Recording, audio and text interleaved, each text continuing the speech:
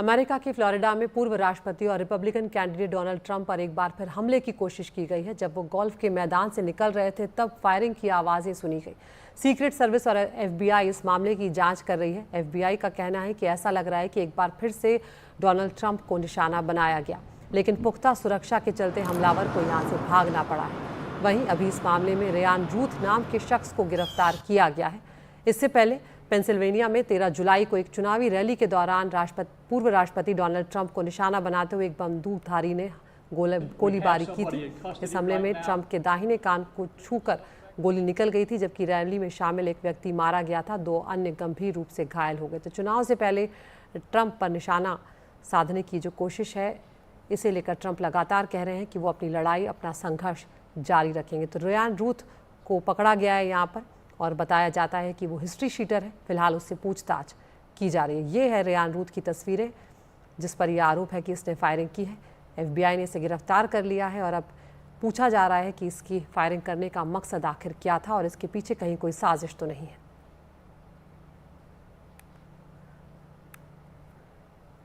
और इस पूरे मामले पर राष्ट्रपति जो बाइडेन ने सोशल मीडिया पर पोस्ट किया है। उन्होंने लिखा है कि मेरी टीम ने मुझे इस बारे में जानकारी दी कि एफबीआई आज पूर्व राष्ट्रपति ट्रंप की संभावित हत्या के प्रयास की जांच कर रही है।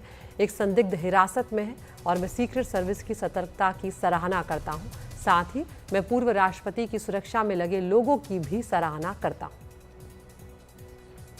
उपराष्ट्रपति और डेमोक्रेटिक पार्टी की राष्ट्रपति पद की उम्मीदवार कमला हैरिस ने भी सोशल मीडिया पर लिखा है, मुझे पूर्व राष्ट्रपति ट्रंप और फ्लोरिडा में उनके गोल्फ कोर्स के पास गोलीबारी की रिपोर्ट के बारे में जानकारी दी गई। मुझे खुशी है कि वो सुरक्षित है। अमेरिका में हिंसा की कोई जगह नहीं है।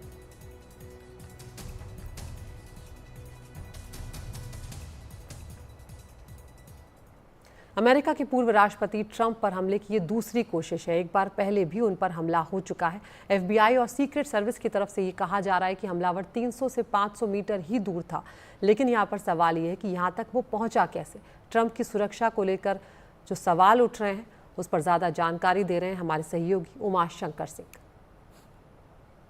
अमेरिका में 5 नवंबर को चुनाव होने हैं और उससे पहले अमेरिका के पूर्व राष्ट्रपति और रिपब्लिकन पार्टी के उम्मीदवार डोनाल्ड ट्रंप पर 2 महीने के अंतराल में दूसरी बार हमले की कोशिश हुई है।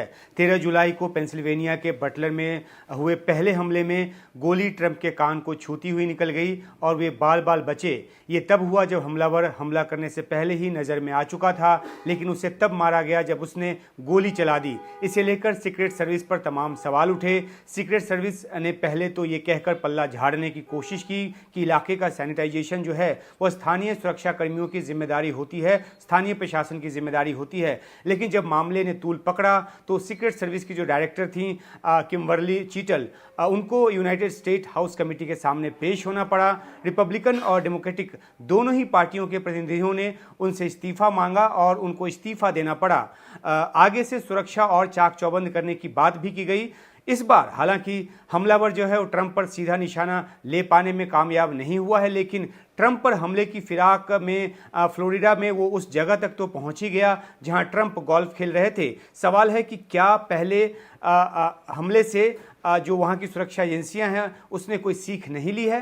ट्रंप पर बार बार कौन हमले क्यों जो है हमले हो रहे हैं।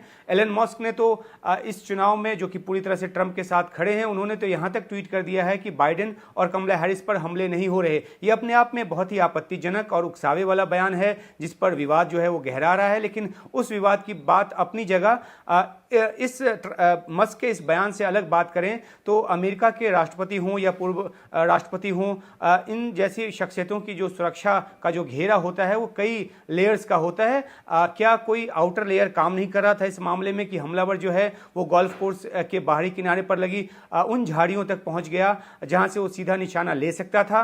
क्या गोल्फ कोर्स और उसके आसपास के इलाके को सैनिटाइज नहीं किया गया जबकि वहां पे डोनाल्ड ट्रंप की मौजूदगी थी, जबकि पहले एक हमला उन पर हो चुका है। इसलिए ये तमाम सवाल जो है ज़्यादा ज्वलंत हैं। ट्रंप के साथ चल रहे सुरक्षा घेरे में शामिल सीक्रेट सर्विस एजेंट की निगाह इस हमलावर पर पड़ी तो जाहिर सी बात है कि वो अंतिम सुरक्षा का घेरा भेदने में ही कामयाब होना था उसको, और उसके बाद वो ये मामला जो और ज़्यादा बड़ा हो सकता था। ये भी गौरतलब है कि हमलावर मौके से अपने एसयूवी में फरार हो गया और उसे बाद में ही बगल के काउंटी में जाकर पकड़ा जा सका।